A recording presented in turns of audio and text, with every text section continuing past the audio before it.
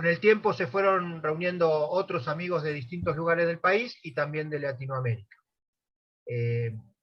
Nació este espacio con el nombre de Vino por dos cuestiones. De vino una charla en una primera instancia, y después también el vino para nosotros representa juntarnos a celebrar y a disfrutar la amistad. Entonces de vino también desde ahí. De vino una charla y de vino una copa para reunirnos. Generalmente este espacio lo tenemos los viernes a las 20 horas, pero bueno, este día especial, María Clara podía en este momento, y bienvenido que cambiamos de día y de horario para tenerla a ella, así que bueno, Sí. esta es la presentación del espacio, y se llama Ñahui porque en lengua quechua, Ñahui significa rostro, garganta, y desde ahí el hecho de querer también representar esto, ¿no? De la garganta, la palabra, el oído, estar presente en las cosas de nuestros pueblos, de nuestra Latinoamérica. Así que bueno, desde ahí Francisco va a hacer la presentación ahora de María Clara, y te damos el tiempo a vos, María Clara. Gracias. Bueno. Bueno, nuevamente bienvenida, María Clara.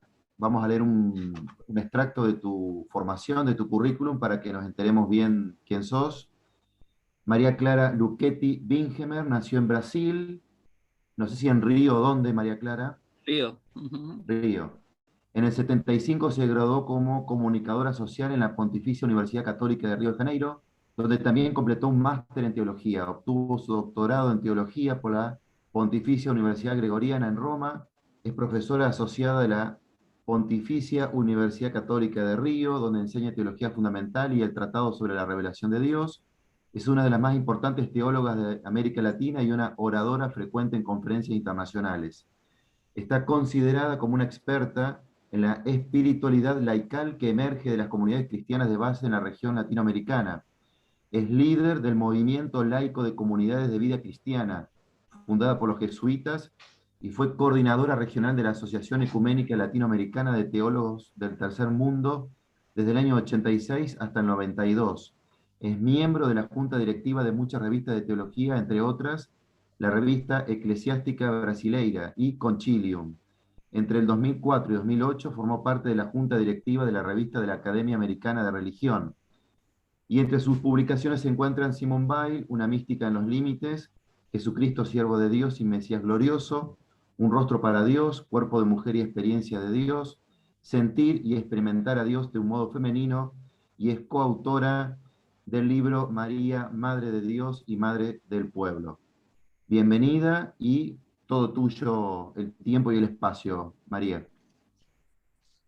Muchas gracias.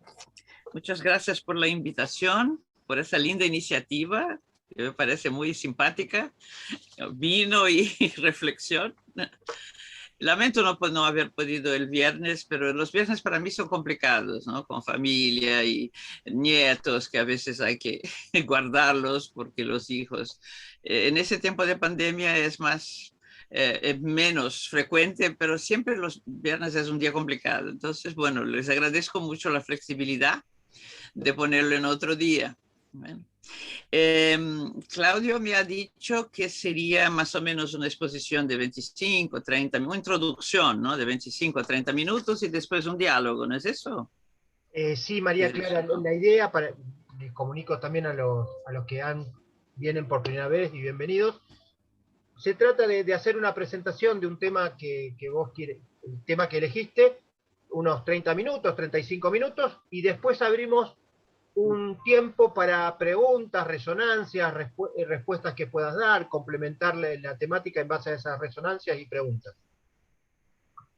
Así es como lo hacemos. Y para los que quieran hacer alguna resonancia o alguna pregunta, una vez que termina María Clara, pueden levantar la mano a través de esa mano virtual que tiene el Zoom, o también lo pueden hacer poniendo alguna pregunta en el chat o avisándonos. No hay problema. Gracias. Bueno, gracias. Bueno, entonces yo elegí el tema de la experiencia de Dios porque es un tema que yo he trabajado, en el fondo yo creo que es el único tema que siempre trabajé, porque mi tesis fue sobre San Ignacio, la Trinidad en San Ignacio. Entonces ya estaba ahí la cuestión de la mística y la teología, ¿no?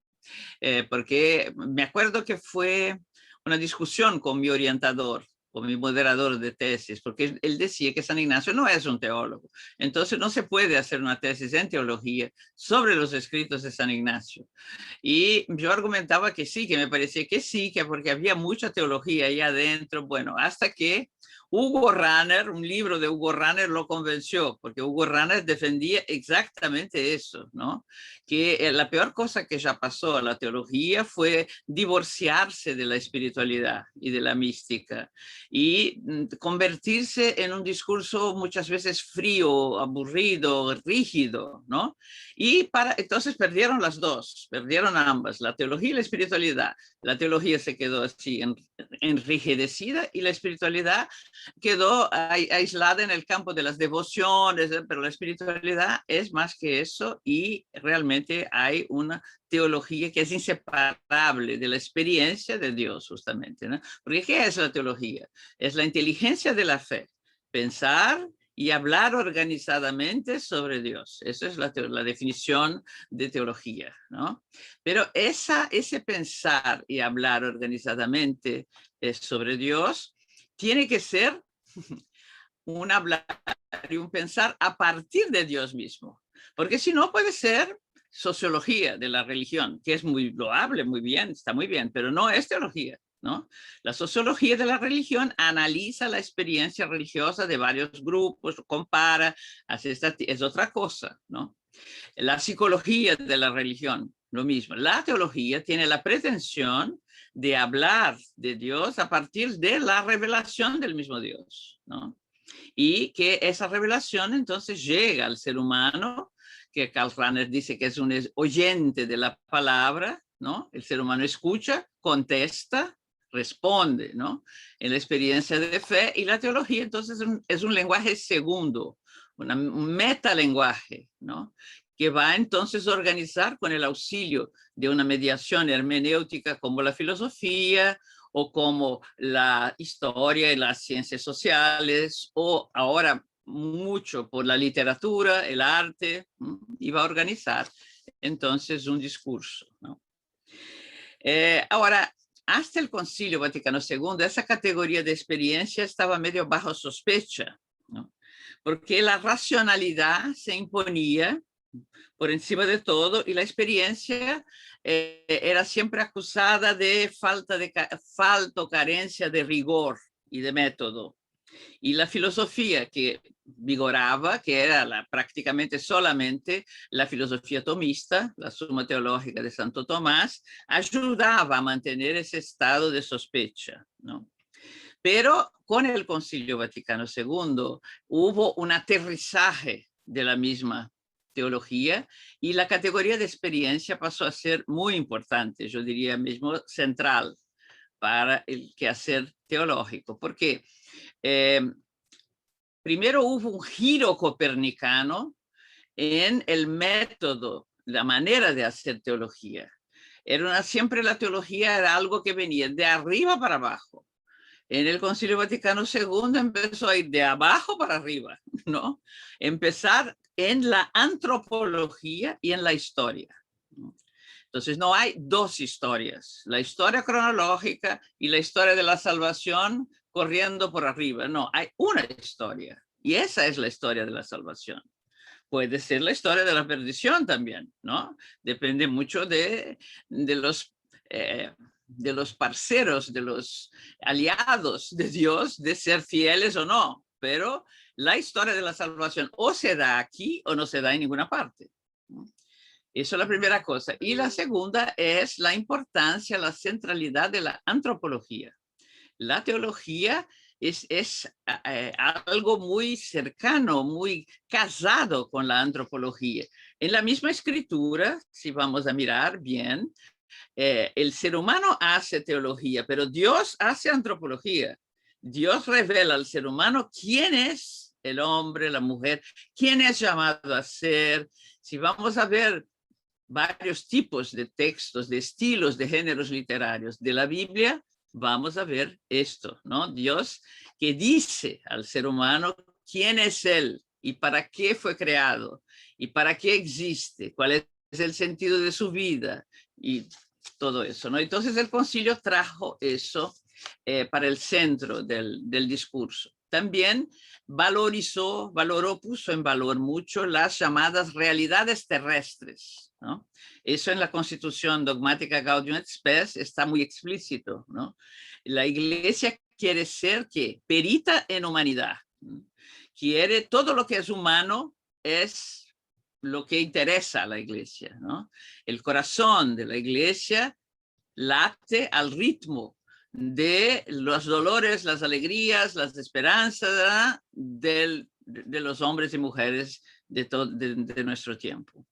Bueno, entonces con todo eso, la categoría de experiencia pasó a ser algo muy central, ¿no?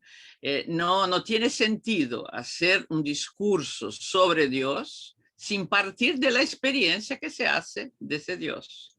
Esa experiencia que se da en la historia, en el tiempo, en el espacio y en la relación con los demás, con la diversidad, la alteridad de los demás. Desde ahí parte la teología. Entonces, bueno, la experiencia es una categoría muy central. Yo creo que junto con la historia son las dos categorías que van a renovar la teología a partir de la mitad del siglo XX, cuando sucede el evento del Concilio Vaticano II, que el Papa Juan XXIII llamó de un soplo de inesperada primavera, ¿no? Y realmente lo fue.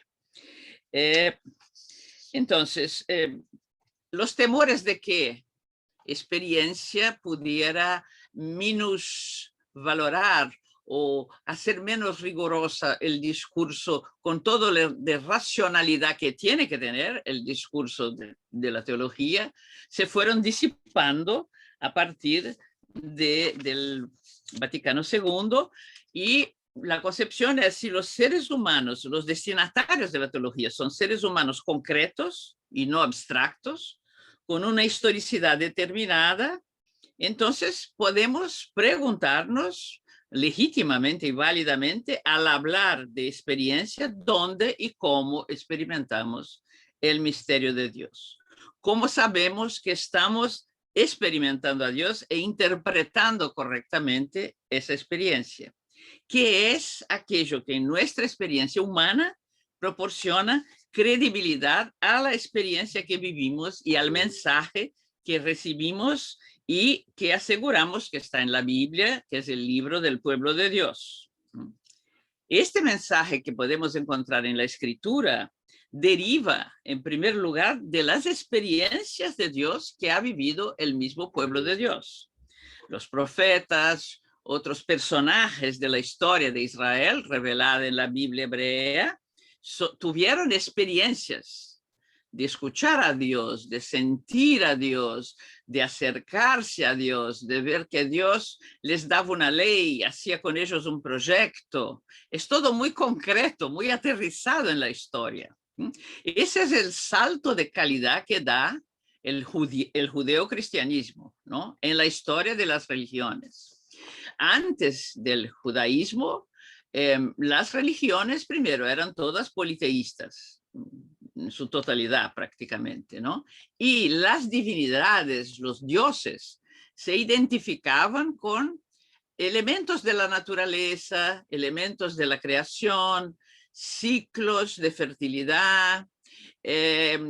Los dioses griegos, en la mitología riquísima de los griegos, son un poco especializados. Hay el dios de la música, el dios de la danza, el dios del vino, y hay también en ese panteón semidioses. Hércules era hijo de Zeus, el dios más grande del Olimpo, con Alcmene, que era una mortal. En fin, es un panteón muy poblado.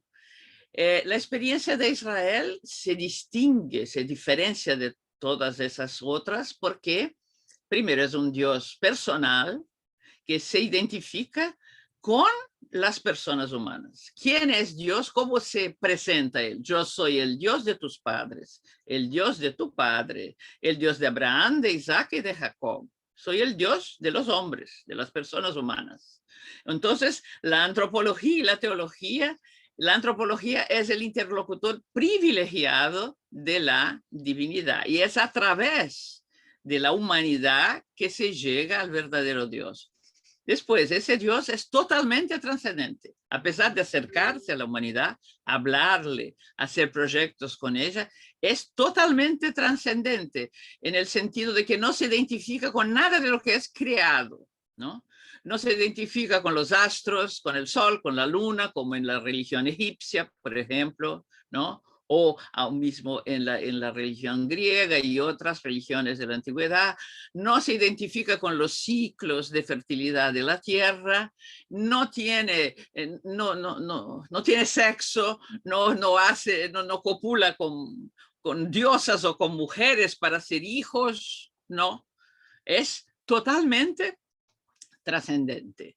Y no se le puede ver y seguir vivo, dice la Biblia, y no se puede transponer ese abismo que hay entre la humanidad y la divinidad, entre la inmanencia y la trascendencia. Entonces quizás sea medio peligroso decir que es un salto de calidad que pasa ahí, porque parece que estamos minusvalorando las otras religiones. Todas las religiones buscan a Dios y son legítimas, pero es un salto diferenciado, digamos así. Entra un elemento nuevo en la experiencia religiosa de la humanidad, que es una de las más antiguas que existe, ¿no? Desde las primeras manifestaciones con la ritualización de la muerte, que es la primera experiencia religiosa que mira una trascendencia, un más allá, pasando por los sistemas rituales y doctrinales que las religiones fueron configurando para sí mismas, ese evento de un Dios personal, único, absolutamente trascendente, que habla, que es palabra, ¿no? Así definió Israel su Dios. ¿Quién es Dios? Es palabra, ¿no? Por eso la escucha es central en la experiencia de Israel y el cristianismo lo ha incorporado. Shema Israel, escucha Israel, oye Israel. La vista, el ver en la Biblia hebrea es puesto un poco bajo sospecha porque el ver tiene siempre la tentación de la idolatría.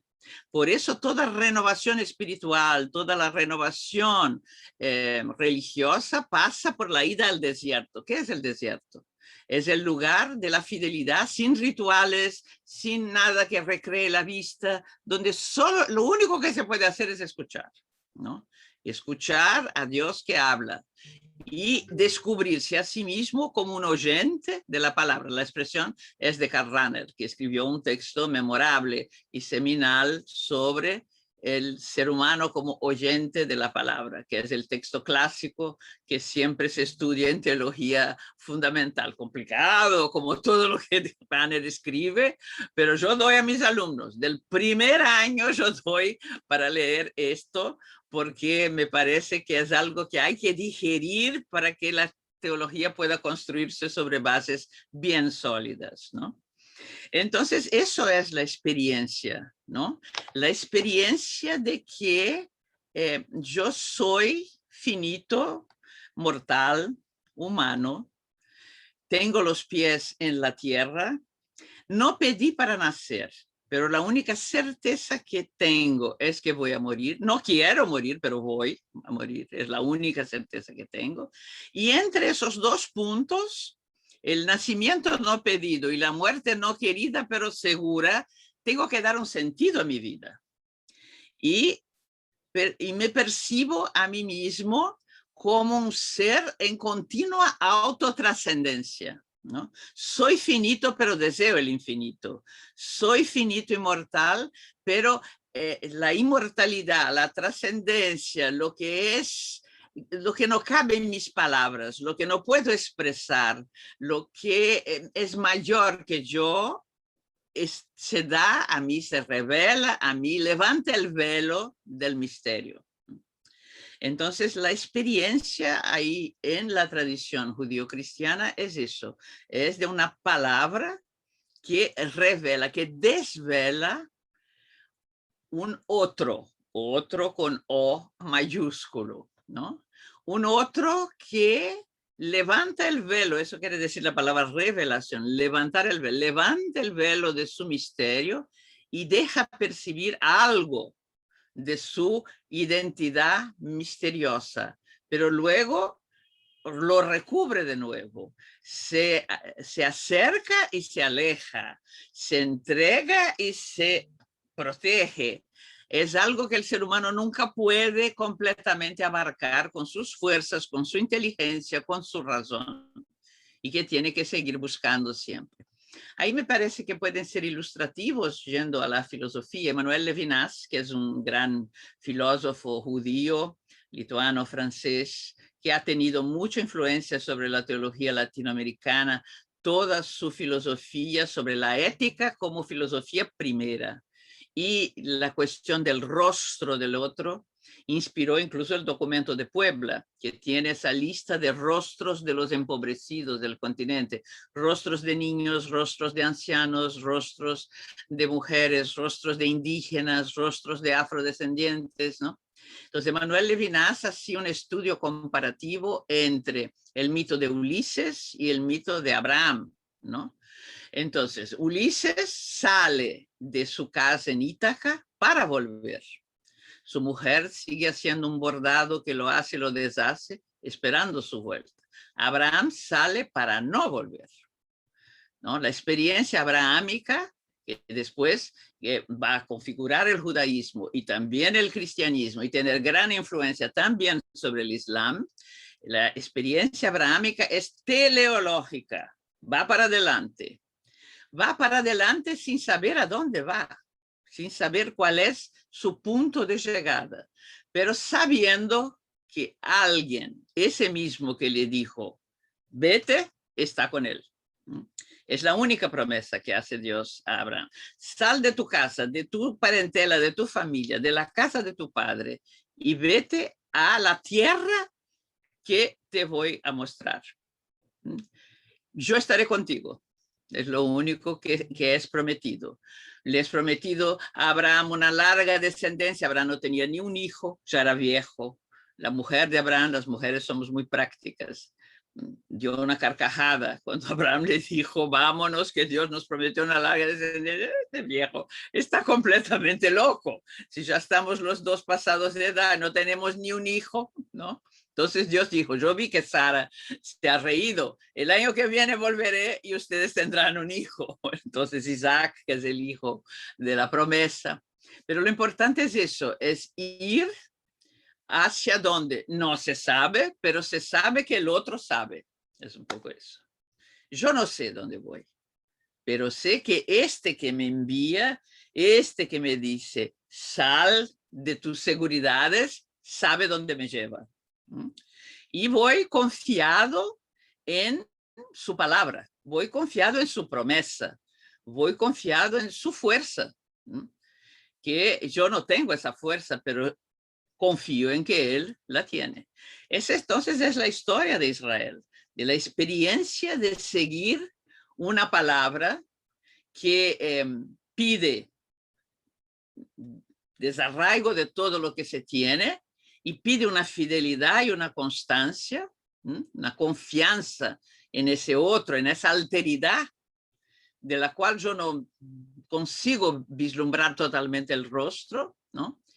Y recibir del otro lado de ese mismo que me llama, que me envía, una fidelidad a toda prueba, porque entonces la historia de la experiencia de Israel es eso, una historia hecha de fidelidades y infidelidades. Fidelidades de la parte de Dios, infidelidades de la parte del pueblo. Pero toda infidelidad es superada por la fidelidad de aquel que inició ese proceso, que dio impulso a ese camino, ¿no? A ese caminar hacia un telos. Telos en griego quiere decir fin, meta, hacia un telos, ¿no? Bueno, entonces esa es la experiencia fundamental del pueblo de Israel, y la propia teología entonces va a estudiar esa revelación, esa palabra, esa experiencia fundamental hacia llegar, entonces, la teología cristiana, porque el judaísmo no se puede decir que tenga una teología, porque el judaísmo tiene la centralidad de la ley, de la Torá, de la ley y los profetas, que es lo que Dios revela y entrega a su pueblo. Y eso es la inspiración de la vida del pueblo, y es algo muy ético, ¿no? Regula la vida del judío piadoso desde que nace hasta que muere, desde que se levanta hasta que se acuesta. Lo que come, cómo se viste, las relaciones, la manera de tratar a los demás. Entonces, la experiencia religiosa de Israel es muy aterrizada en una ética. El cristianismo va a afirmar y va a recuperar y va a asumir como suyo todo ese camino del pueblo de Israel, pero va a dar un lugar único a la experiencia de Jesús de Nazaret.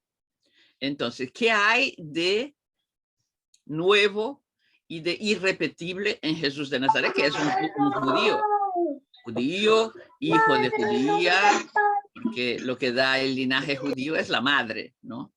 No, en aquel tiempo no había examen de ADN, lo que se podía tener seguridad era de la madre, del padre, bueno, siempre podía haber controversias y dudas. Entonces, Jesús es nacido de mujer, de una mujer judía, nacido bajo la ley, un judío piadoso que tiene su religión. ¿Qué tiene de nuevo y de diferente este hombre? Adentro del proceso experiencial del pueblo de Israel con Dios.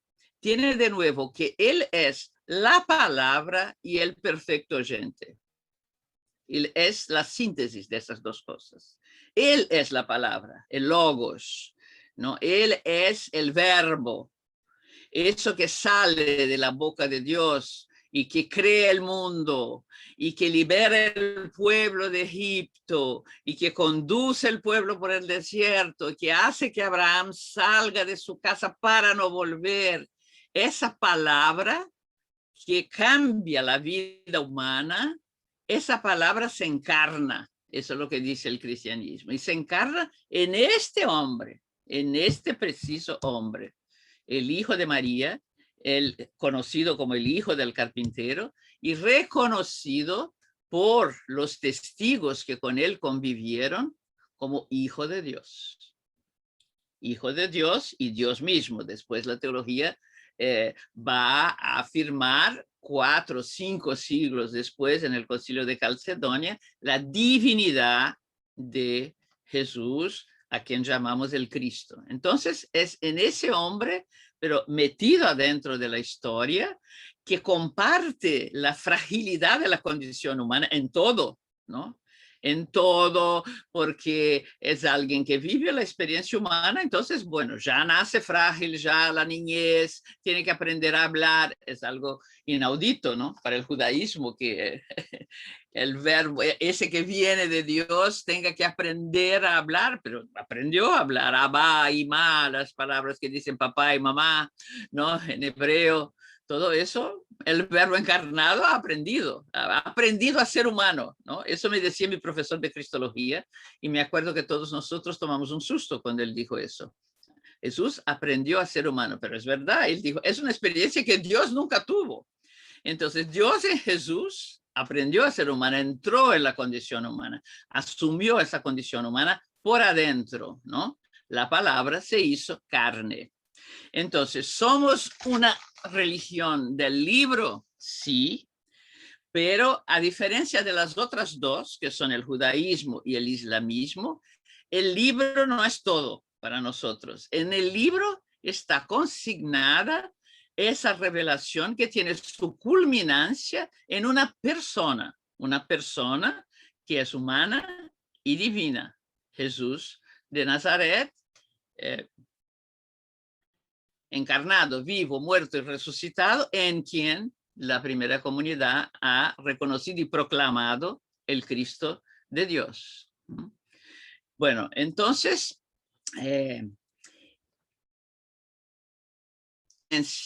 del cristianismo nos va a decir con más fuerza todavía que la del judaísmo, que el camino para Dios, no hay otro camino para Dios a no ser la humanidad del hombre, la humanidad del hombre y de la mujer, la humanidad del ser humano. Para encontrar al verdadero Dios no hay que salir de la humanidad, superar la carne con sus tentaciones, aunque Pablo usa esa expresión, pero carne hay que ver qué significa, ¿no? En el vocabulario paulino. No es humanidad. La humanidad, el hecho de ser humano es siendo siempre más humano que se encuentra la salvación, que es la gran aspiración de la vida humana. Salvación no es salvación de un peligro, me estoy ahogando, alguien me tira una boya, no. Es plenitud de vida, ¿no? Eso es salvación, plenitud de vida. La plenitud de vida consiste en ser siempre más humano, ¿no? A la luz de lo que dice la palabra de Dios, que nos dice que el ser humano es un ser relacional, es un ser que solo se realiza y se encuentra en la relación, que ya nace en esa relacionalidad. Es curioso ver que el ser humano, que nosotros arrogantemente siempre hemos dicho que somos la corona de la creación, la gloria de la creación, porque somos los únicos dotados de razón y que tenemos interlocución con el Creador. Todo eso es un poco verdad, pero nacemos como los seres más frágiles de toda la creación. Un perrito, para citar un animal doméstico, una perra tiene sus perritos y el perrito ya busca la teta de la perra y ya se arregla un poquito, ya se arrastra. El ser humano, si alguien no lo toma en brazos, no lo limpia, no lo pone en brazos de la mamá, se muere, se muere. Hay hoy día una infinidad de proyectos con niños aquí en Brasil donde la subnutrición era un problema gravísimo, hasta que la santa doctora Zilda Arns creó la Pastoral del Niño y empezó su trabajo de Pastoral del Niño haciendo que las mamás ataran al bebé a su cuerpo. Y también dando la receta del suero casero, que es algo baratísimo y que erradica la diarrea, la desnutrición y todo eso, ¿no? Pero entonces, solo por estar atado al cuerpo de la madre, por el calor y la cercanía de la madre, los bebés empezaban a florecer, a crecer, a engordar, a ganar colores. Es una cosa lindísima. Proyecto Canguro se llama, ¿no?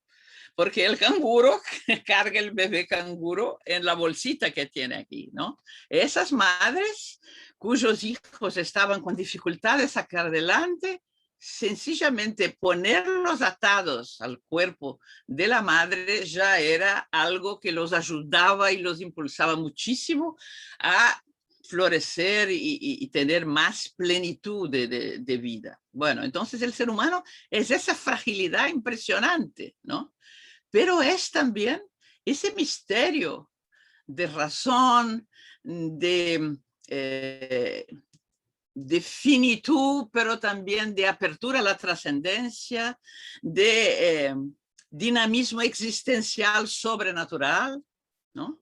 Un ser capaz de relacionarse con lo divino y también capaz de las cosas más atroces, ¿no? De toda la creación. No, porque el ser humano es esa maravilla, pero puede ser una cosa horrible. El animal no mata, no tortura, no mata por maldad. ¿No? El animal mata para comer. Si otro animal está en su cadena alimentaria, bueno, el animal mata porque necesita sobrevivir y tiene que comer. El ser humano no, el ser humano planea genocidios, el ser humano tortura, todo eso puede hacer el ser humano, ¿no? Por eso historia de la salvación, historia de la perdición. La posibilidad de la perdición es algo presente, es algo concreto, es parte de la seriedad con la cual afirmamos la libertad humana, ¿no? Entonces, la experiencia de Dios, ya entrando más directamente en eso, no es tanto una experiencia de sagrado, ¿no? Es porque la experiencia de lo sagrado es una experiencia donde el ritual tiene una función muy importante, la celebración, la cosa más explícitamente religiosa. Pero no necesariamente en una experiencia religiosa se da una experiencia de Dios. Claro que se puede llegar a la experiencia religiosa porque se tuvo una experiencia de Dios, pero la experiencia de Dios es una experiencia de sentido más que de sagrado, ¿no? Más que de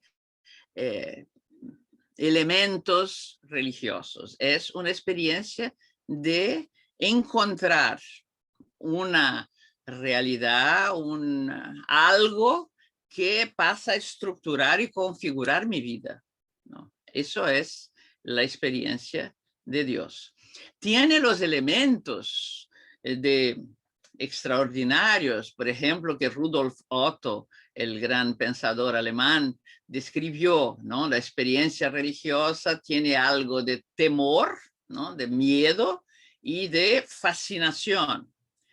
Y él describe sobre todo como experiencia prototípica esa de Moisés en el Éxodo, ¿no? Moisés estaba apacentando las ovejas de su suegro con una vida muy tranquila, hasta que ve un arbusto, una zarza, que se quema y no se consume.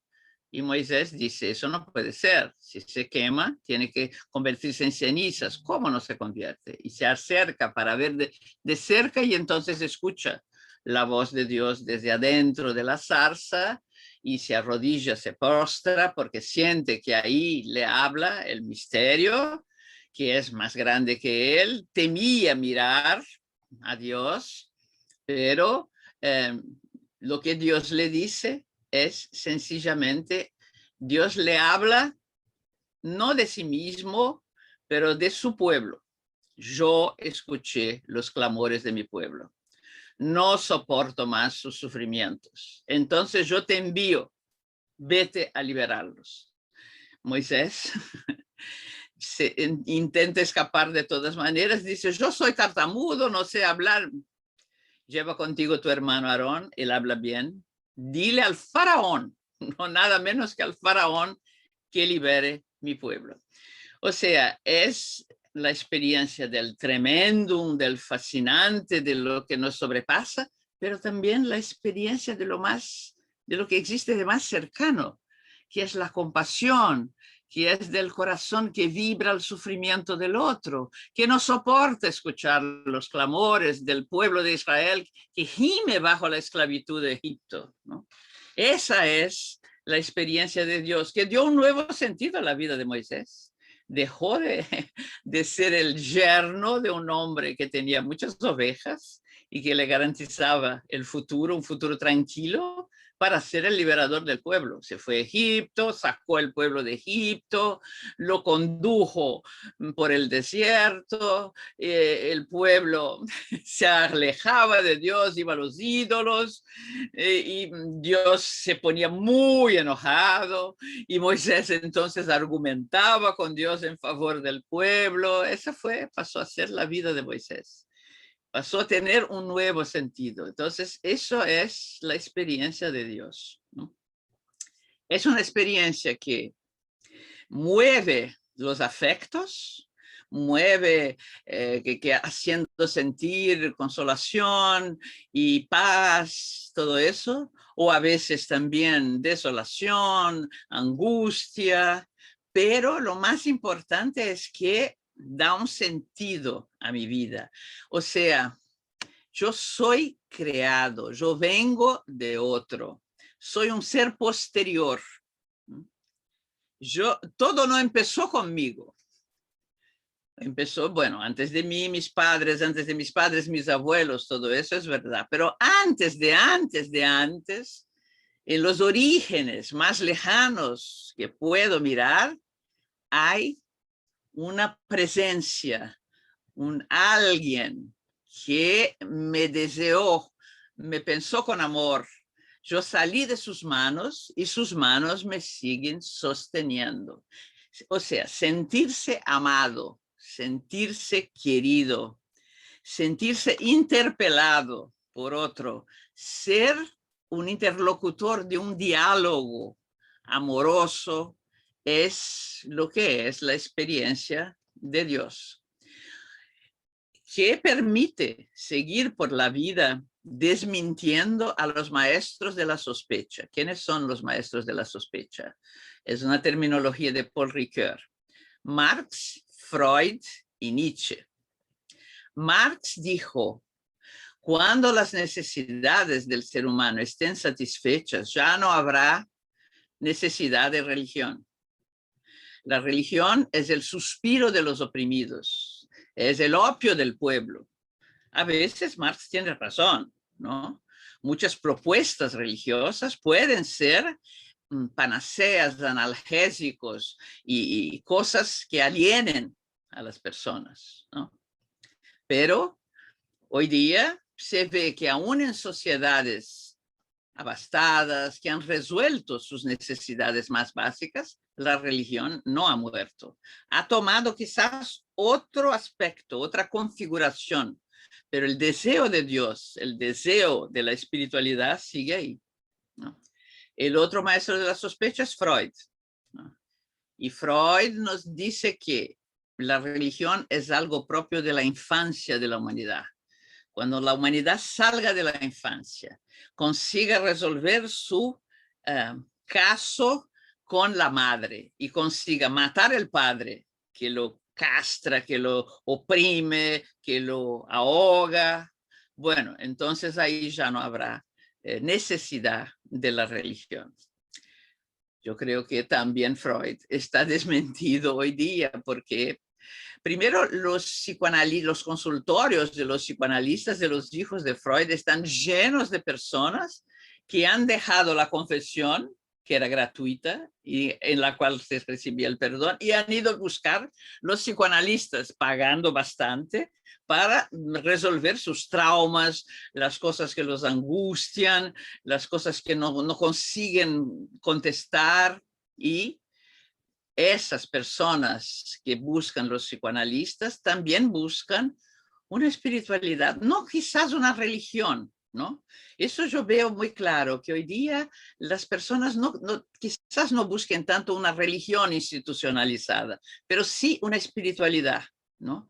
Algo que les permita hacer esa experiencia de Dios que dé un sentido más profundo a su vida, ¿no? El tercer maestro de la sospecha es Nietzsche. Este fue más lejos, declaró que Dios ha muerto, ¿no? Pero no hay que leer Nietzsche sin leerlo entero en su contexto. Nietzsche denuncia que murió el Dios que algunas religiones han fabricado, y en eso tiene razón, ¿no? Ese Dios del teocentrismo, ese Dios de la cristiandad, ¿no?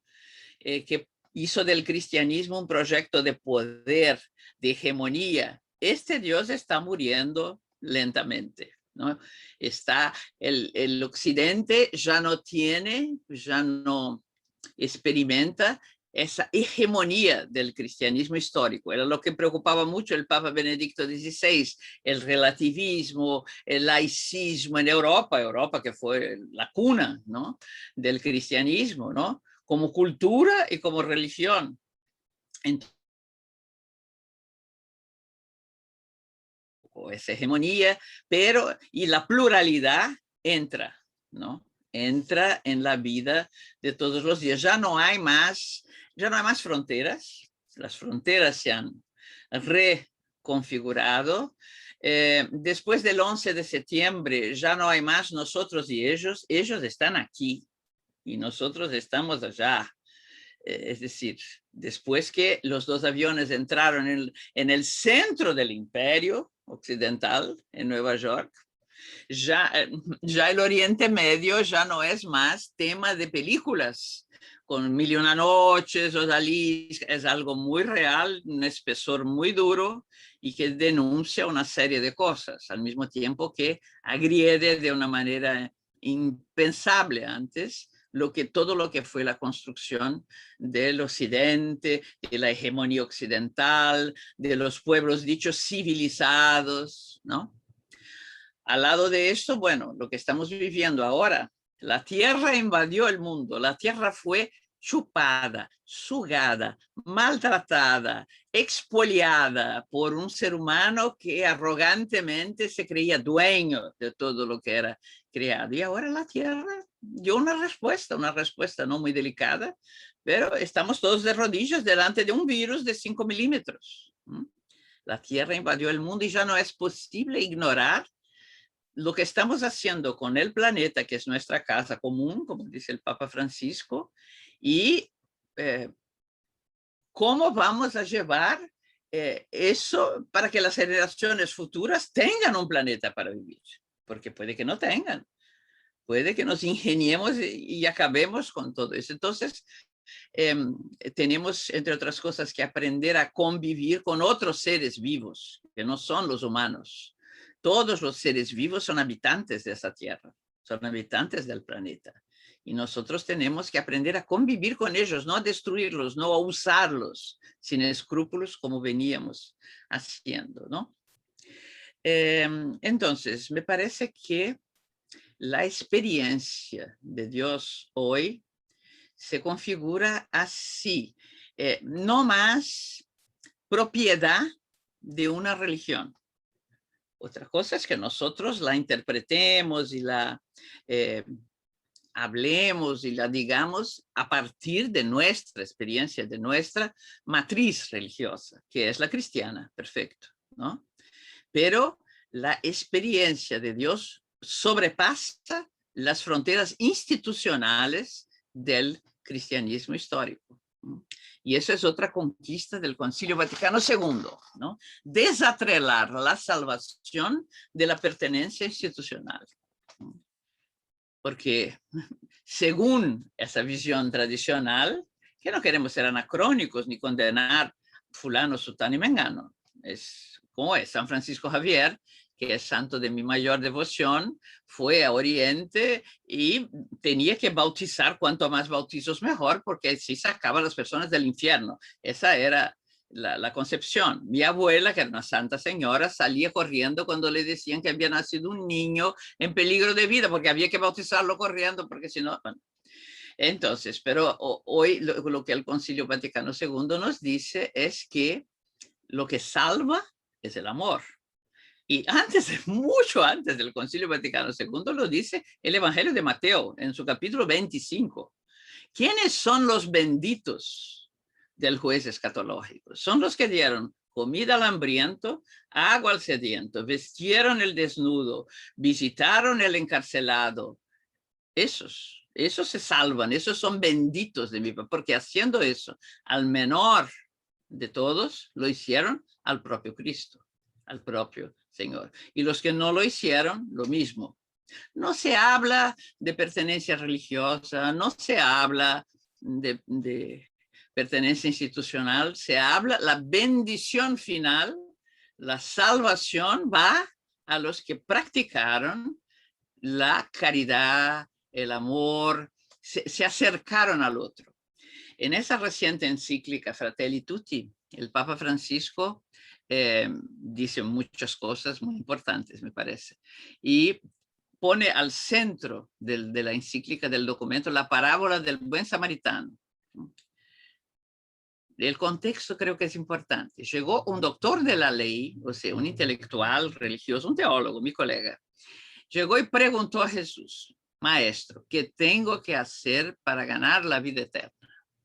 Y Jesús contestó: ¿qué está escrito en la ley? Tú eres doctor de la ley. ¿Qué lees? Leo: amarás al Señor tu Dios de todo tu corazón, de todas tus fuerzas, de todo tu entendimiento, y al prójimo como a ti mismo. Jesús dijo: bueno, ya estamos, haz esto y vivirás. Y entonces el doctor de la ley le pregunta: ¿y quién es mi prójimo? Jesús no contesta directamente, cuenta una historia.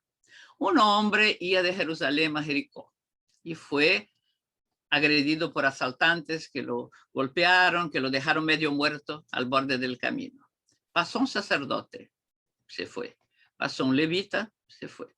Pasó un samaritano. Se acercó, lo cuidó, curó sus heridas, lo llevó en su montaría para un lugar, un hotel, un albergue, y pidió que lo cuidaran, que después asumiría todas las despensas. Lo importante es que el samaritano es el idólatra, es el pagano, odiado por los judíos. Es alguien que está fuera de la religión, fuera de Dios, por lo tanto, un maldito, ¿no? Y sin embargo, él, con la pregunta final de Jesús, ¿quién te parece que fue el prójimo de ese hombre?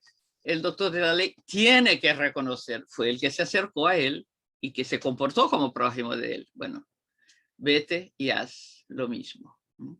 Entonces, en el centro de la experiencia de Dios está la experiencia del otro.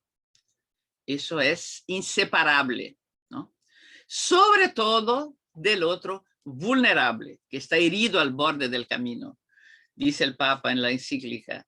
No importa de dónde venía el herido, quién era, no importa, importa que estaba herido y había que ocuparse de él. Entonces me parece que eso fue un poco, ya caminando para encerrar ese momento introductorio para después poder dialogar, fue lo que escucharon los obispos reunidos en 68 en Medellín, Colombia. 4 siglos de pastoral y de evangelización.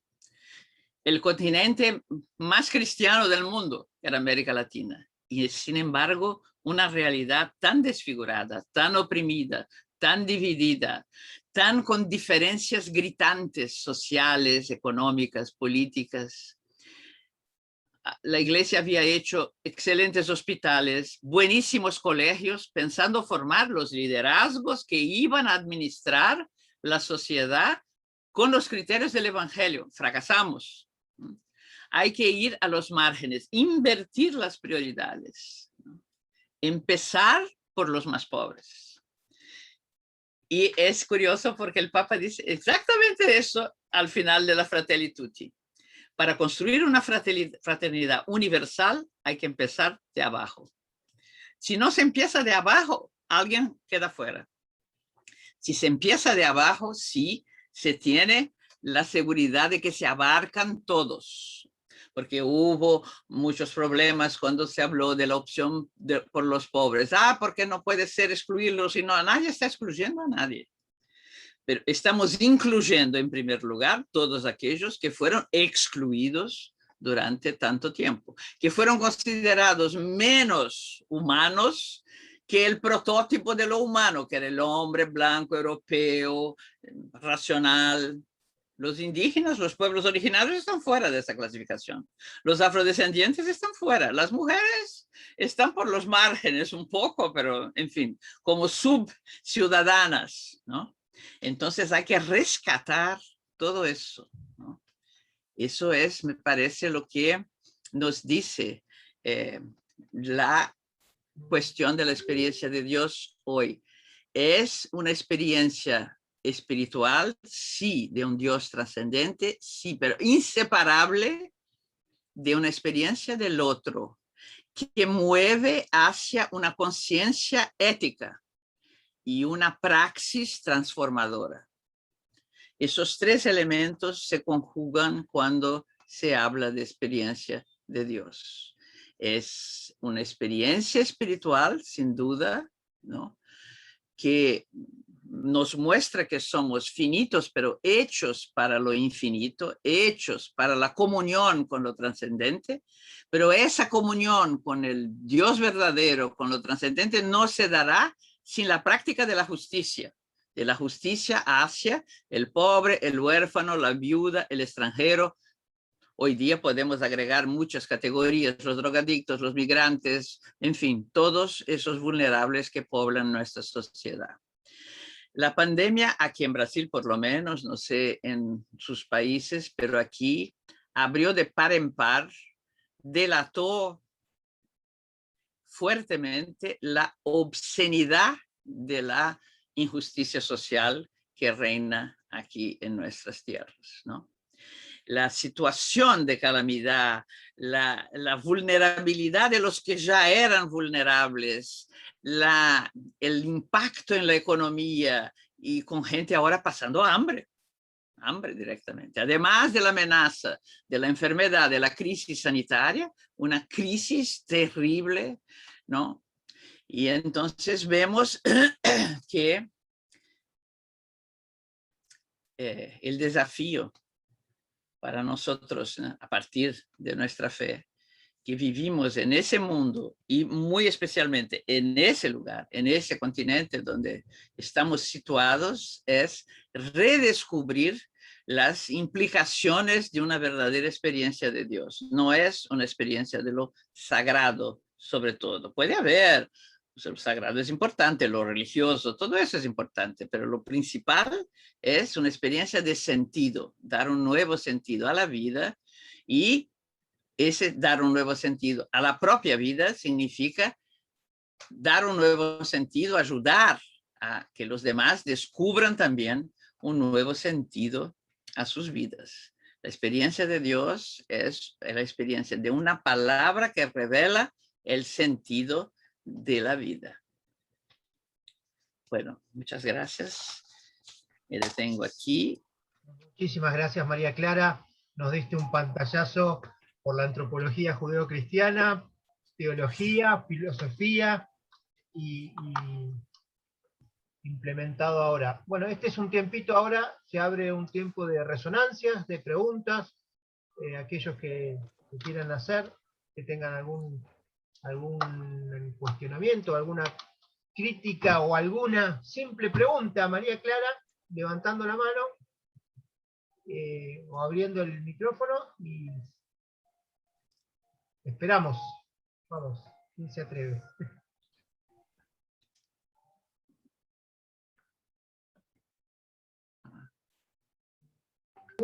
Mientras alguno se atreve a hacerte una pregunta, yo me quedaba con esto, María Clara, que creo que vos empezaste con diciendo tu propia experiencia de doctorado, diciendo esto de pensar en la antropología desde el misticismo ignaciano.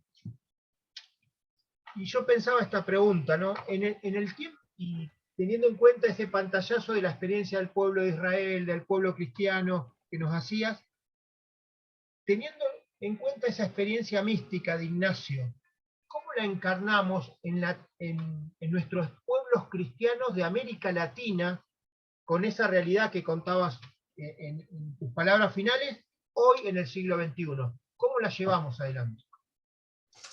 Bueno, yo creo que Ignacio es una figura muy clave en la historia de la Iglesia y en la historia de la espiritualidad cristiana. ¿Por qué? Es una persona que empieza a encontrar a Dios a raíz de una herida, de un balazo de cañón y todo eso en la convalecencia, pero leyendo vidas de santos y vidas de Cristo. Pero sus primeros deseos son bastante desordenados. Era de competición. Ah, si San Francisco hizo eso, yo puedo hacer más todavía. Y cosas así, bueno. Entonces, pero después, cuando se convierte del soldado herido en peregrino de la voluntad de Dios, empieza a purificar ese encuentro y esa experiencia, ¿no? Y la va purificando justamente acercándose a los demás y preguntándose qué quiere Dios que él haga, ¿no? Y bueno, primero piensa que su destino es ir a Jerusalén y ahí vivir, después vuelve y quiere volver, intenta reunir compañeros, solo va a conseguir reunirlos yendo a París a estudiar teología. Ahí reúne el primer grupo y quieren ir todos a Jerusalén, pero no consiguen embarcar. Entonces ahí dice, no, entonces no tenemos que ir a Jerusalén. Vamos a Roma a presentarnos al Papa para la misión que él quiera darnos. Y ahí nace la Compañía de Jesús, que se convirtió en la más importante orden religiosa del catolicismo, ¿no? Y es muy interesante porque San Ignacio tardó bastante en obtener la aprobación para las constituciones de la compañía, porque él no quería tener cosas que las otras órdenes religiosas tenían. Por ejemplo, horarios de oración comunitaria, en la mañana, al mediodía, en medio de la tarde. Él decía, la misión sufre con eso. Imagínate si está un jesuita trabajando un poco lejos en la periferia. ¿Tiene que volver a casa para la hora de la oración? No. Bueno, entonces el Vaticano tuvo dificultades, pero finalmente terminó aprobando las constituciones. Entonces, yo creo que San Ignacio nos ofrece hoy, ¿no?, en ese momento que vivimos, una propuesta espiritual muy interesante, que es de ser contemplativos en la acción. No hay que recluirse al claustro para encontrar a Dios. Es posible encontrarlo en todas las cosas, ¿no? Aunque sean cosas muy poco sagradas o muy poco religiosas, aunque sea en luchas muy seculares, trabajando codo a codo con personas sin religión o de otra religión, ¿no? Es posible encontrar a Dios ahí. Y yo creo que justamente hoy día que nuestros contemporáneos pasaron por la crible de la modernidad, entraron en la llamada posmodernidad que rescató los absolutos, pero un absolutos sin rostro. Tienen ahí en la propuesta ignaciana una propuesta robusta, fuerte, que une de una manera muy feliz mística, ética, práctica, ¿no? Entonces yo creo que es una cosa, una de las corrientes espirituales muy adecuadas a nuestro tiempo, ¿no? Es curioso ver que muchas veces algunas personas buscan otras espiritualidades de otras religiones, budistas o, en fin, espiritualidades que realmente no les exijan un compromiso práctico, que las saque un poco de la realidad para ir a encontrar paz. Yo no juzgo a nadie, yo creo que cada uno en su búsqueda, pero es sintomático y es una llamada de atención para nosotros, cristianos, que no estemos consiguiendo ofrecer a nuestros contemporáneos, sobre todo a las jóvenes generaciones, algo que los entusiasme, ¿eh? Algo que los encante y que les haga descubrir un nuevo sentido en la vida. Y por eso tengo la convicción, como también San Ignacio lo tenía, que la primera cosa que hay que hacer, la primera misión de la Iglesia es facilitar la experiencia de Dios. No podemos abordar las personas con la norma moral y con la formulación dogmática, en primer lugar, porque no hay terreno para aterrizar. Si hay una experiencia de Dios, ahí se abre un terreno, ¿no? Entonces yo estoy bien convencida de que lo que debemos hacer cada vez más, y yo intento hacerlo desde la teología, pero yo creo que desde la pastoral también, se debe facilitar a las personas la experiencia de Dios. Y esa experiencia muchas veces puede no ser, la manera de facilitarla puede no ser un camino así explícitamente religioso, puede ser un texto literario, puede ser una obra de arte, puede ser una canción, pueden ser puede ser un tejido que se teje entre todos, no sé, ¿no? Yo creo que deberíamos tener más sensibilidad y más creatividad para percibir que muchas veces nuestros contemporáneos han perdido casi totalmente los códigos tradicionales que teníamos. El padre Smida, que es el provincial de los jesuitas en Brasil, cuando llegó a Brasil de Polonia con 28 años y fue al Colegio San Ignacio, donde estudiaron mis hijos y ahora estudian mis nietos, ¿no? Y se impresionó mucho que los niños, algunos, muchos, no sabían hacer la señal de la cruz. No sabían. En su casa no se hacía. Entonces, él dijo, pero eso es impensable en Polonia. Yo dije, sí, pero estás en Brasil. Y la clase media de Río de Janeiro está muy, muy permeada por una secularización o por una cosa de mezclar religiones. Eso también mucho aquí.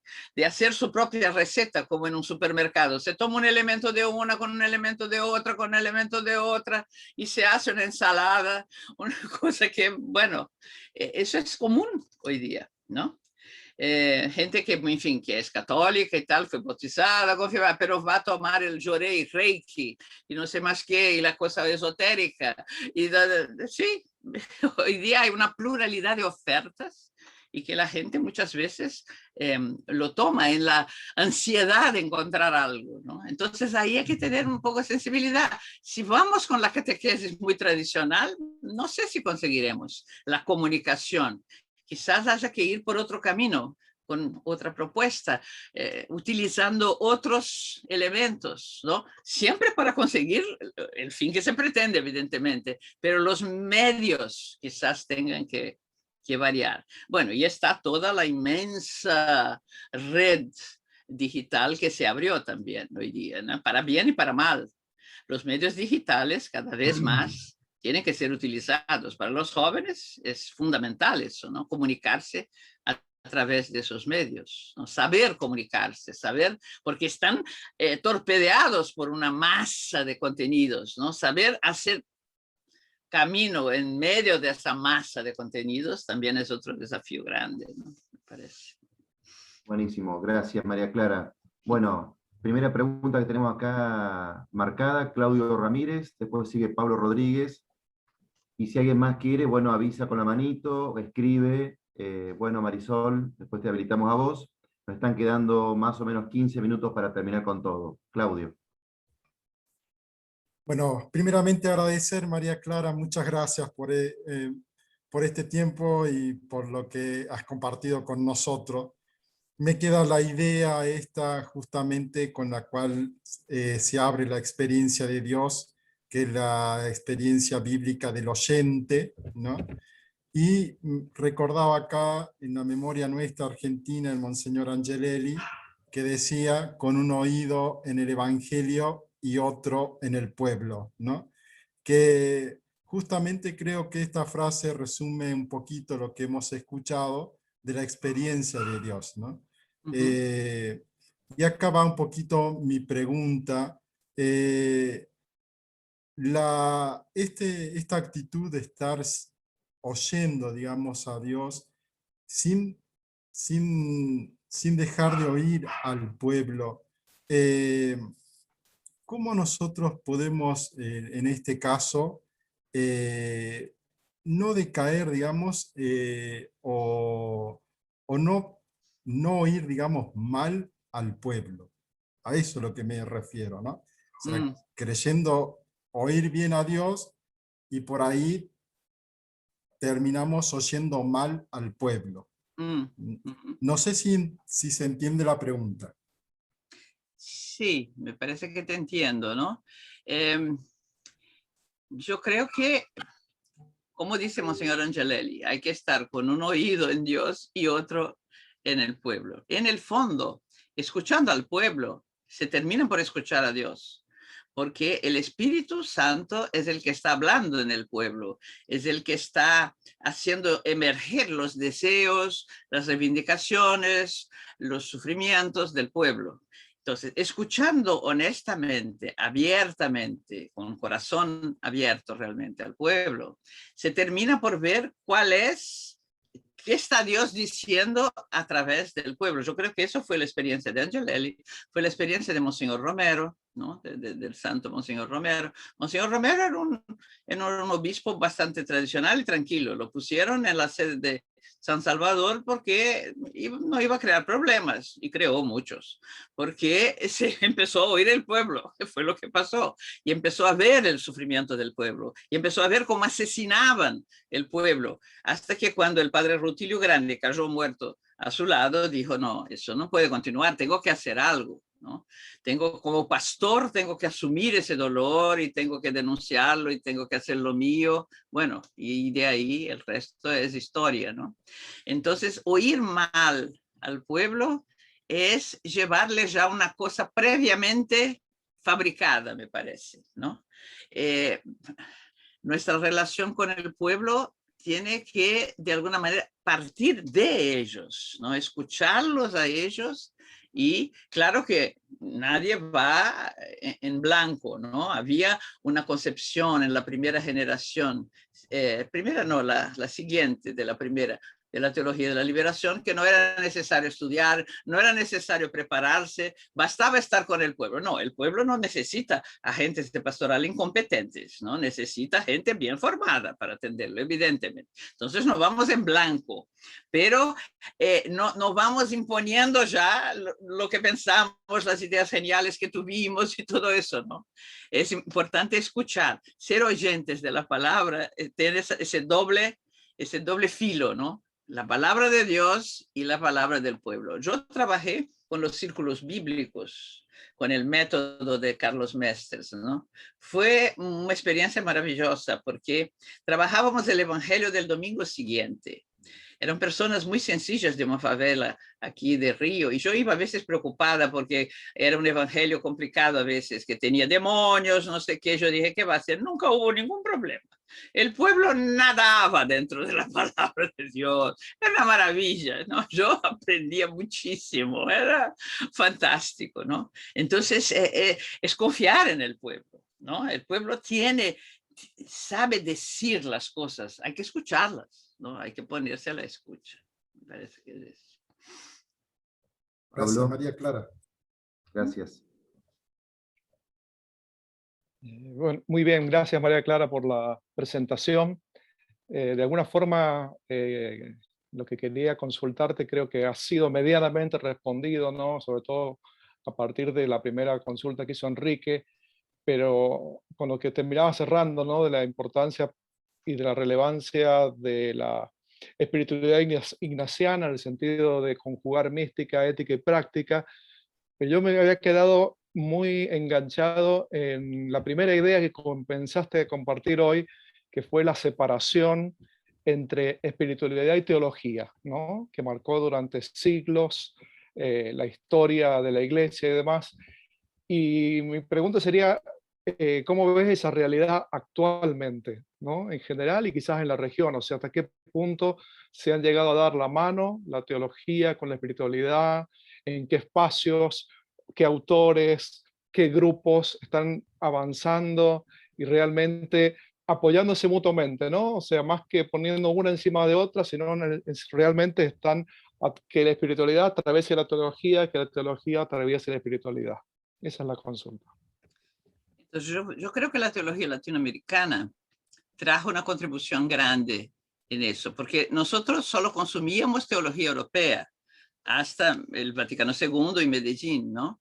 Pero ahí en Medellín, el padre Vaz, que es un jesuita brasileño, un filósofo muy importante, ha dicho, tenemos que dejar de ser una iglesia reflejo para ser una iglesia fuente, ¿no? Y eso de ser iglesia fuente se dio a partir de Medellín, justamente porque los teólogos, las teólogas, empezaron a escuchar el pueblo, la pregunta anterior, ¿no? Y rezar con el pueblo y estar con el pueblo, ¿no? Y participar de sus liturgias, de sus celebraciones. La teología que predominó en Argentina, la teología del pueblo, es muy basada en eso, ¿no? Las celebraciones que hacen las comunidades populares. Entonces el padre Enrique Bianchi, el mismo Scanone, Lucio Ojera, todos han trabajado eso. Entonces, su teología es una teología que está íntimamente conectada con la espiritualidad del pueblo, más sencillo, ¿no? Porque a veces una teología muy académica, ¿no? Yo creo que lo académico tiene su lugar y es importante cuando se tiene que hablar un lenguaje académico, escribir un lenguaje académico, es importante usarlo sin vergüenza, sin nada. Pero eso no puede estar disociado de una savia que dé flexibilidad, unción al discurso teológico. No es cualquier discurso, ¿no? No es el discurso de otra ciencia, es el discurso que habla de Dios a partir de la revelación de Dios.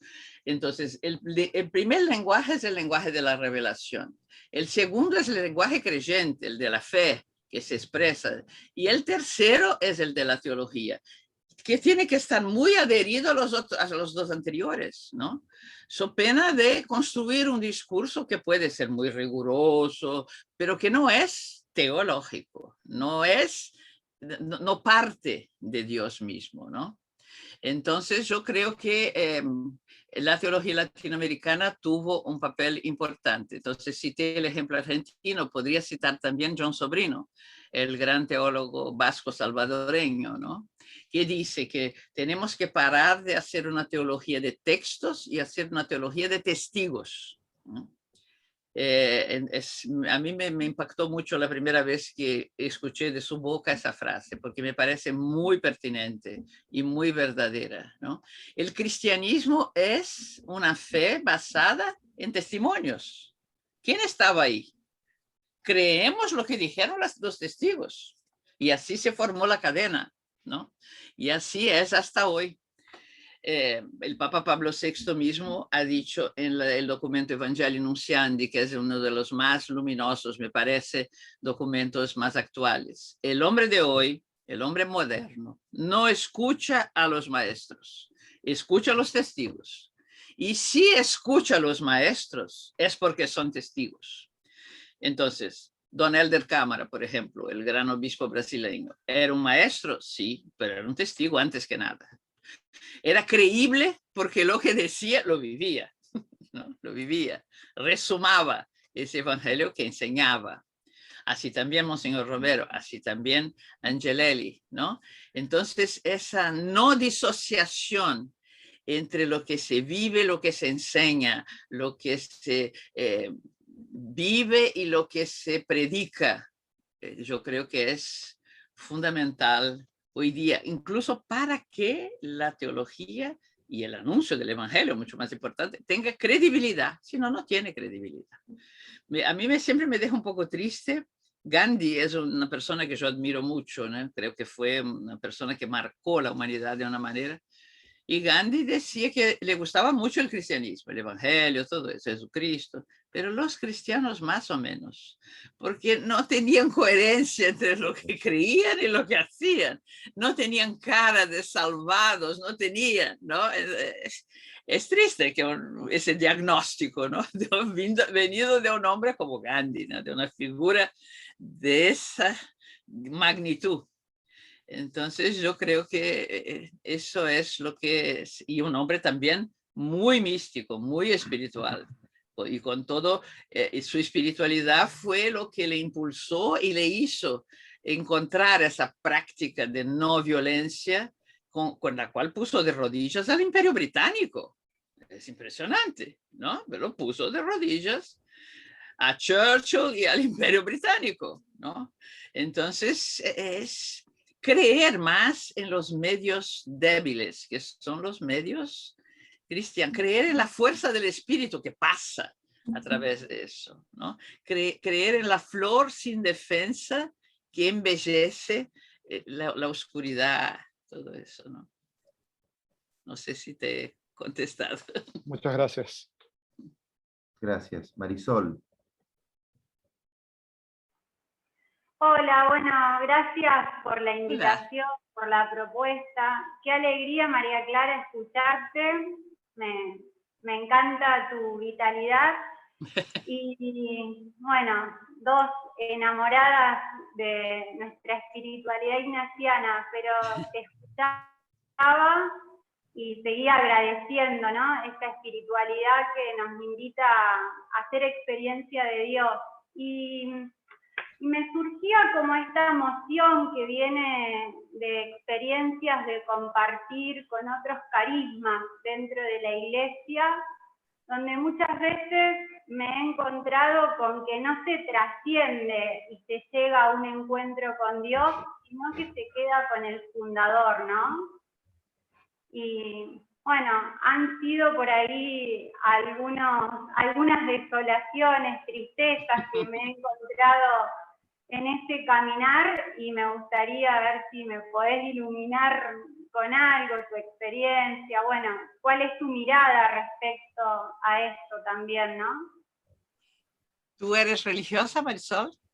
No, soy sebequiana. Tú eres sebequiana. Los carismas que hablas son los carismas laicos, ¿no? Adentro de la iglesia, ¿es eso? Claro, los carismas que hay dentro de la iglesia, me encantó la luz, comparto todo lo que decías, ¿no? Y y creo que hay como un desafío dentro de la iglesia, porque no todos los carismas conducen a tener esta experiencia de Dios, ¿no? Queda todo muy intelectual en algunos, en otros, en los fundadores, bueno, no sé, es mi poquita experiencia en el diálogo con otros carismas, ¿no? No, tú tienes razón de que a veces parece más importante salvar el movimiento y el grupo que hacer comunión para un bien más grande. Eso pasa, lamentablemente, aún adentro de la iglesia. A veces es importante hacer ecumenismo adentro de la iglesia, no solamente afuera, ¿no?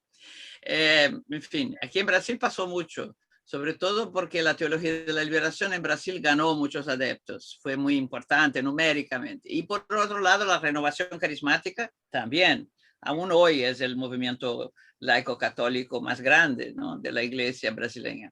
Los obispos al principio tenían un poco de resalvas, pero después valoraron y apoyaron y tal. Entonces yo llegué para hablar en una asamblea de laicos donde había una pelea de todo tamaño entre liberadores y carismáticos. Yo dije, bueno, nosotros ya somos pocos. Si vamos a pelearnos entre nosotros realmente, no vamos a ninguna parte, ¿no? Entonces me parece que hoy el aprendizaje de la pluralidad, del diálogo adentro de una pluralidad es muy importante, ¿no?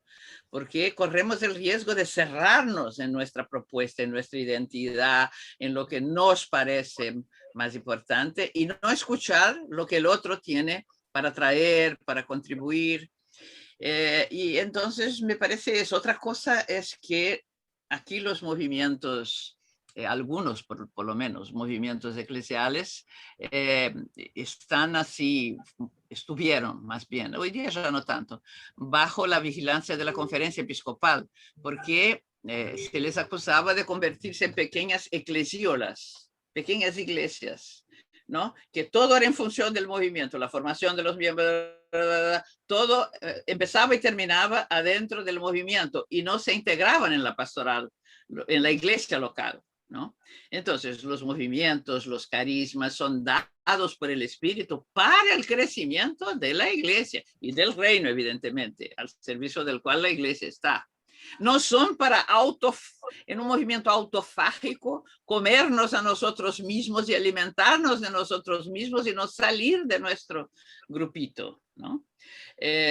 Claro está que con algunas espiritualidades uno no se identifica. Yo no me identifico con la espiritualidad carismática, por ejemplo, ¿no? Por lo menos con alguna corriente. Es muy estrincecista, muy así, pero yo reconozco que ha hecho un trabajo importante con los jóvenes y hay gente que le encanta. Bueno, perfecto, ¿no? Yo creo que hay que aprender a caminar con las diferencias. Y a veces tenemos bastante dificultad. Y adentro de nuestra querida Iglesia Católica, que es tan una en santa, católica y apostólica, hay muchas diferencias. Muchas. Eso es nuestra fuerza, por un lado, ¿no? Pero es un desafío también, porque no es fácil convivir y asumir y dialogar adentro de las diferencias. Tiene que haber diferencias para haber diálogo, si no, no es diálogo. Poner todo en la licuadora, ya no hay diálogo. Hay una vitamina puede ser rica incluso, pero no es un diálogo. El diálogo es el otro con su diferencia y yo escucho, yo aprendo, yo enseño, yo aporto, yo recibo también, ¿no? Entonces, bueno, yo entiendo tus desolaciones, también las tuve muchas en el camino, pero es un aprendizaje constante y es muy importante. El Papa Francisco ha hablado bastante ya de eso, ¿no? La importancia, él ha criticado bastante el clericalismo por un lado y también la cerrazón por el otro. Él ha hablado bastante de la importancia de abrirse, de promover una cultura del encuentro, lo que él dice, ¿no? La cultura del encuentro. Entonces, esa cultura del encuentro supone que podemos escucharnos y aprender unos de otros, ¿no? María Clara, tenés 10 minutitos más, 15, para 3 preguntas más. Sí, vamos. Bien, María José. Buenas, ¿se escucha? Sí. Sí, bueno, muchas gracias María Clara por por lo de hoy día. Se abren harto eco, voy a tratar de ser breve, como me decían, porque hay más personas que quieren preguntar. Primero agradecer, hay hartas cosas que quedan para el discernimiento personal. Pensaba lo que decías, que las personas no buscan una religión institucionalizada, sino una espiritualidad. En mi caso, hay ocasiones que sin ser demasiado fanática de las palabras, me gusta la etimología de las palabras. Y cuando me puse a descubrir hace algún tiempo, la etimología de religión es muy distinta a lo que muchas veces antes de conocer este modo de vivir la fe, descubrir que volver a ligar en este caso a Dios como experiencia con el hombre, con el ser humano. En mi caso estoy buscando ese religare, o como decía un amigo, un releyere de la experiencia de Dios. O sea, esa es para mí la verdadera religión, que antes no conocía y de un tiempo por diferentes personas pude conocer. Lo otro que me hace mucho sentido también el tema que decía Sobrino, de más que de textos que de testigos. Pero en mi caso debo decir que me asusta un poco lo de los testigos, porque trato siempre de quedarme en la frontera, de no pasar a que sea solamente la persona la mediadora, en el sentido desde nuestra humanidad e inclusive de nuestros errores y crímenes. Pasa en Chile, por ejemplo, que muchas personas que dieron testimonio en dictaduras, sacerdotes u otras personas dentro de la iglesia, después resulta que fueron comprobadamente abusadores. Creo que yo la palabra testigo me ayuda mucho en este momento. Muchas gracias. Cada vez tengo menos referentes o sea, en realidad nunca he tenido como referentes como idealizados. Los tengo desde la humanidad, porque cuando se caen, el golpe... Tienes no puedo toda la hacer el razón sonido del fuerte, mundo. sí. Me gusta lo de testigos, pero también tener claro que si, perdona si suena muy brusco, porque no sé cómo expresarlo, que caiga lo que tenga que caer. O sea, si un testigo, como me pasó, puede que en la historia de sus países también pase, resulta que en dictadura en algún momento defendió los derechos humanos, pero se descubre que atacó a una persona de otra forma, no, para mí no hay empate ahí. Entonces, es complejo el tema de los testigos para mí. Me hace como ruido, se me hace eco, siento que es importante, pero también... Se apagó tu micrófono, María José.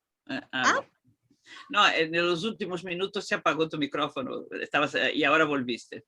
Sí, no, era para redondear el tema de los testigos, que es como, la palabra me hace mucho sentido, pero con mucho cuidado también, desde la verdad siempre. Gracias. No, yo comprendo perfectamente lo que dices y me solidarizo contigo. La iglesia chilena ha estado muy golpeada por eso, ¿no? Yo he estado muy cercana a la iglesia chilena porque su trabajo con CBX era modelo, prototipo para todo el mundo, ¿no? Visité muchas veces Chile y conocí a algunos de los testigos que se cayeron. Entonces me imagino que debe ser realmente muy difícil, ¿no? Ahora, ese es lo que dijiste, está perfecto. Son mediaciones, ¿no? Cada testigo tiene que llevar al Señor. Él no es un ídolo, porque convertirlo en un ídolo idealizado es lo peor que puede haber, ¿no?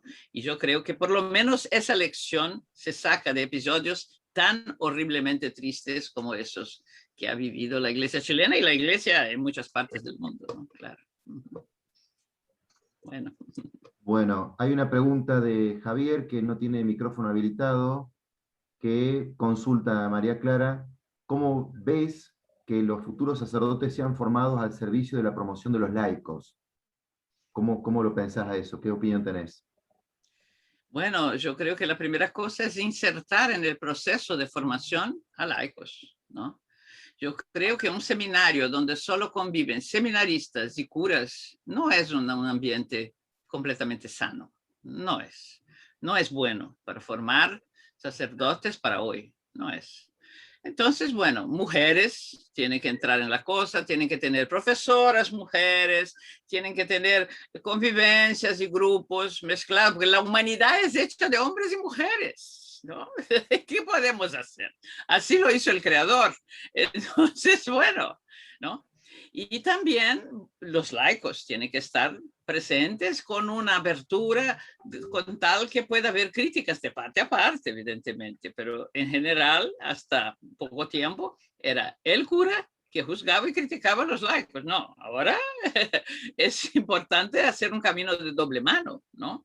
Que los laicos digan lo que les parece insuficiente, de lo que sienten falta, de lo que creen que no está bien, que no están satisfechos.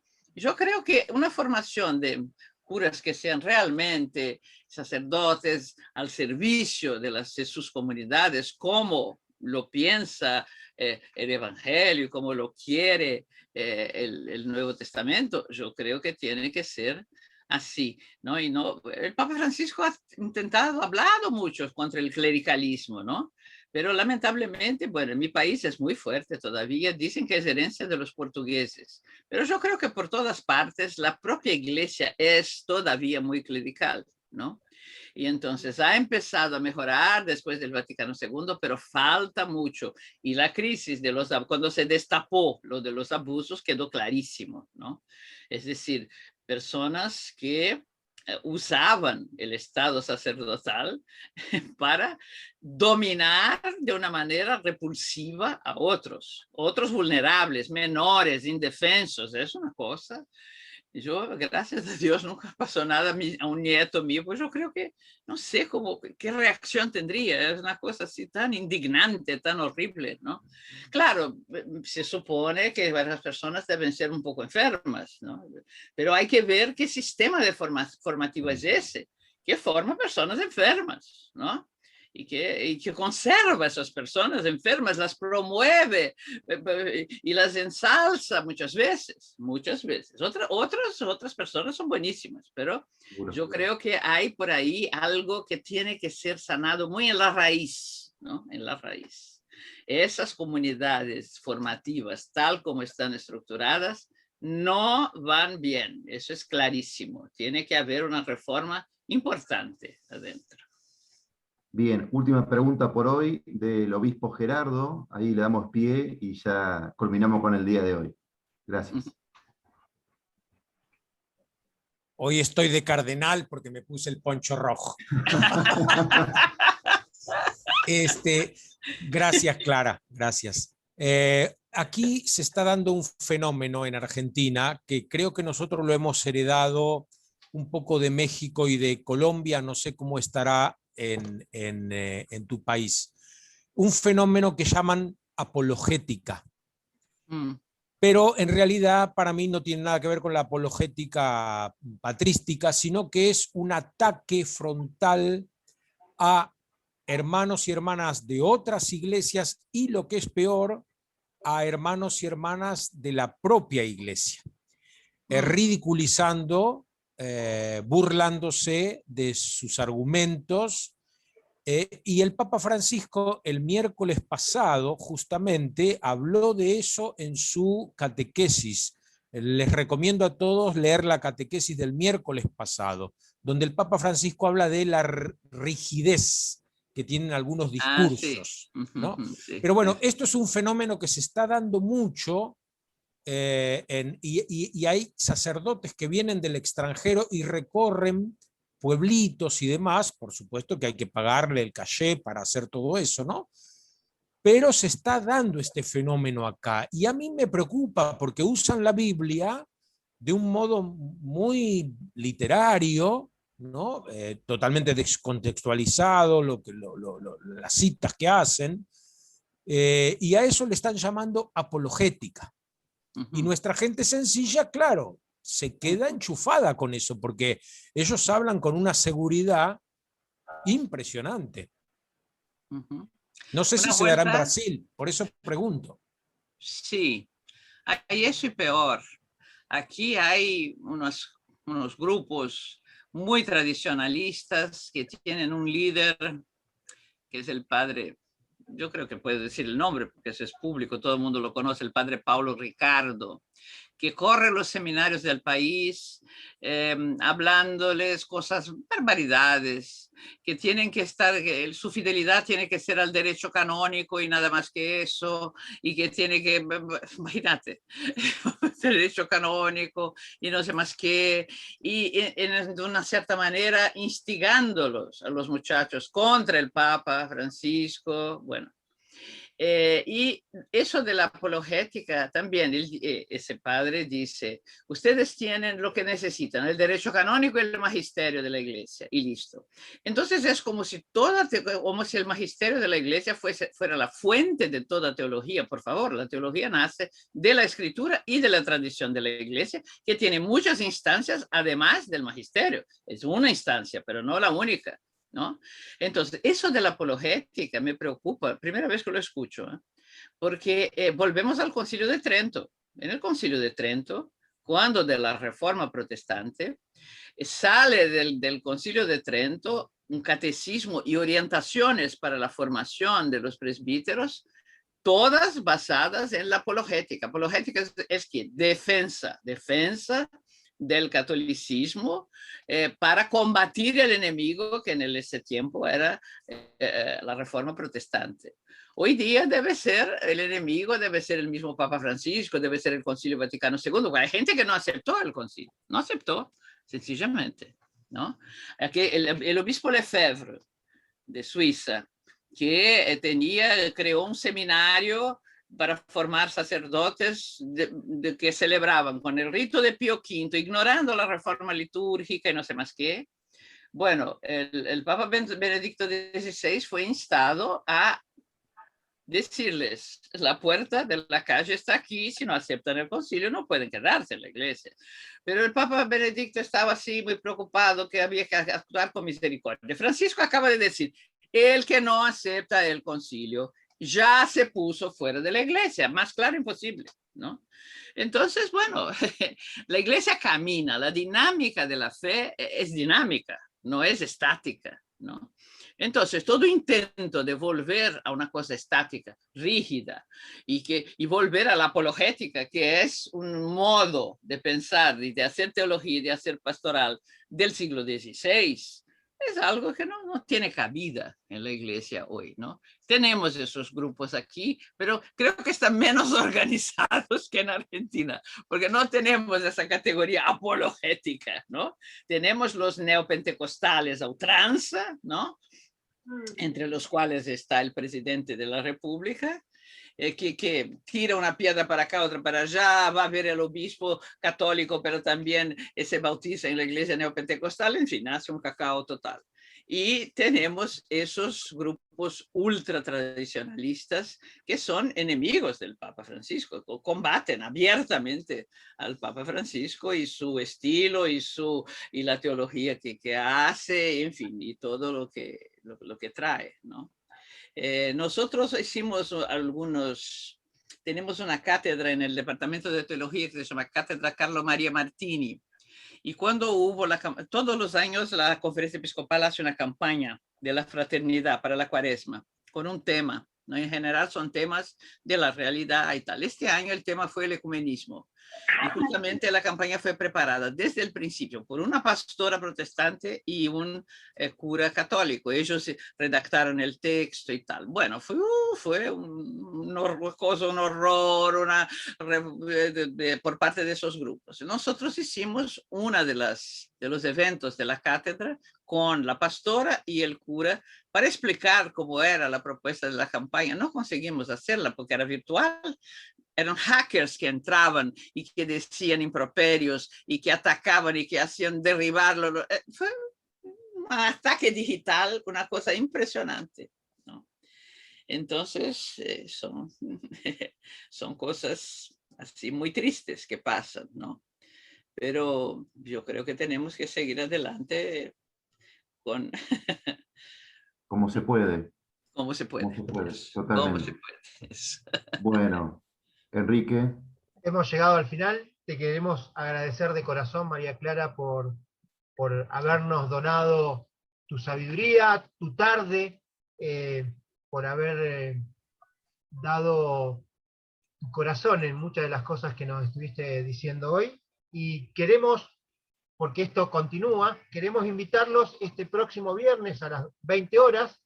Vamos a seguir este 2 de julio, nos va a estar acompañando con su sabiduría nuestro compañero de comunidad, Oscar Almazán, que es chileno él, de Viña del Mar, y y él va a tratar el tema, la tolerancia de Elder Cámara, una mirada latinoamericana. Ese es el tema con el cual nos va a invitar a pensar y a sentir este próximo viernes. Y el viernes 9 de julio, día especial para los argentinos, Qué bien. vamos a tener un invitado especial que viene de México, un teólogo mexicano, Sí. Ángel Gómez Montoya, que nos va a dar también una mirada sobre el pensamiento teológico desde allá. Desde ya todos están invitados, que el que pueda y el que quiera, bienvenido sea. Y la verdad, generalmente nos despedimos con una copa de vino o con algo para brindar. De eso se trata, de vino también, una charla. Y hoy, como es tan temprano, ni la preparé. Sinceramente, tengo el vaso de agua todavía, Bueno. así que los saludo. Gracias. Ahí Claudio tiene la copita, el mate otro. Gracias, y los esperamos a los que quieran. Están todos invitados para este próximo viernes. Muchísimas gracias, María Clara, de corazón. Gracias a ustedes. Obrigado. Muchas gracias. Buenas Hasta tardes. pronto. Dios quiere. Gracias. Gracias, María Clara. Gracias. Antes de que te vayas, un saludo de James Allison. Me dijo que te dé su saludo y sus besos. ¿De quién, perdón? De James Allison. Ah, de James Allison. Sí, sí, sí. Lo conozco bien. Hace Sí, 2 sí, semanas te estuvo mando acá su con saludo. nosotros. Ah, qué bien, qué bien. Un abrazo. Un abrazo, gracias María Clara. Que estén bien. Gracias. Chao. Un gran abrazo a todos. Buenas tardes a todos. Muchas gracias, excelente encuentro. Gracias a ustedes. Muy amable.